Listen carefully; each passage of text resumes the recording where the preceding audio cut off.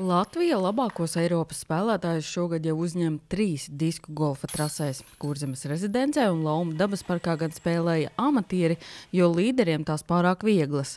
Lai gan jau pērn sportisti trasi Laumās nodēvēja par disku golfu paradīzi, dažiem tā nav mīļākā trase. Varbūt tāpēc, ka es neesmu tik labs spēlētājs un šauras vietas ir un grūti ir trāpīt tajā šaurajās vietās, un tad, kā netrāp, tā ir krūmos, un tad, kamēr no krūmiem tiek ārā, līdz ar to rezultāts sabojājās, garstāvoklis sabojājās, bet jāmēģina sev saturēt, un tad jau viss izdosies. Bet mēs šodien redzējām arī, ka tas smuki tiki no krūmiem ārā. Trešā diena varbūt jau pierada, rociņas piešāva, un līnija jau ir iedomāta tajā dabā, jā, bet šad tad izlido, kā gribās, un šad tad ne. Lai gan sportisti ir konkurenti, to no malas nevar just, jo visi izskatās kā draudzīgs bariņš, kurš viens otru atbalsta ar padomu un uzmundrinājumu.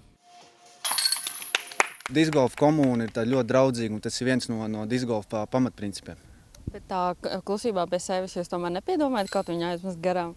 Nē, godīgi nē. Kāpēc tā? Jo otrs metīs labāk, tad varbūt rezultāti tajā reitingā būs zemāki. Tas nozīmē to, ka tev jāmet vienalga labāk par viņu. Kļūdīties nedrīkst, bet kļūdās jau visi, arī labākie. Lai gan rīti bija augsti, šoreiz čempionātam ideāli laika apstākļi. Vairāk spēlētāji trešajā dienā ar rezultātu ir apmierināti, bet pirmās 2 dienas nav veicies kā gribētos. Maybe I was a little bit nervous before the shots, but and maybe my game is not the best right now. Redzot talsnieku kaislību un spēju organizēt sacensības, jau pērn Profesionālā disku golfa asociācija apsolīja, ka Eiropas čempionāts šeit atgriezīsies. Pirms 11 gadiem, kad disku golfs parādījās Laumu dabas parkā, par šādiem čempionātiem neviens neuzdrošinājās sapņot. Varētu tam sakot turpinājums vēl lielākām sacensībām, kur atbrauktu kādi lielie grandi. Jo tas jau uzreiz piesaistītu atkal gan skatītājus, gan arī vispār discgolfa popularitāti, jo tie lielie spēlētāji, kas ir ar pasaules vārdu, viņi ir ļoti nozīmīgi. Šoreiz gan Eiropas čempionāta vadītājs nevar solīt atgriešanos jau nākamgad. Tas esot iespējams, bet ja neizdosies, citu gadu noteikti Talsu novads tikšot iekļauts stūrē. Ja pērn Talsos notika Eiropas posms master divīzijām, tad šogad pievienojušās arī sieviešu un vīriešu augstākās divīzijas. Tā atbildības sajūta ir stipri augstāka, jāpievērš uzmanība stipri vairāk niansēm.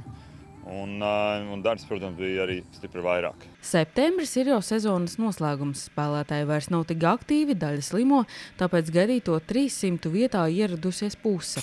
Taču asociācijas vadītājs uzsver, ka 150 spēlētāju no 9 valstīm ir ļoti labs rādītājs. The sport is growing here in Latvia, so that's great to see, and I'm just glad that I can help with this little bit, bringing a highlight event, some international players, more focus on Latvia, so locals can use this also to attract tourism, to attract people to come and play in Latvia, which is important to show the local committees that this golf is a really good sport for everyone. Sacensības noslēdza līderi, kuru sniegumam līdzi sekoja krietnes bariņš interesentu. Par uzvarētāju kļuva talsinieks šī brīža Latvijas labākais spēlētājs, par ko jau liecināja viņa zelta cepure.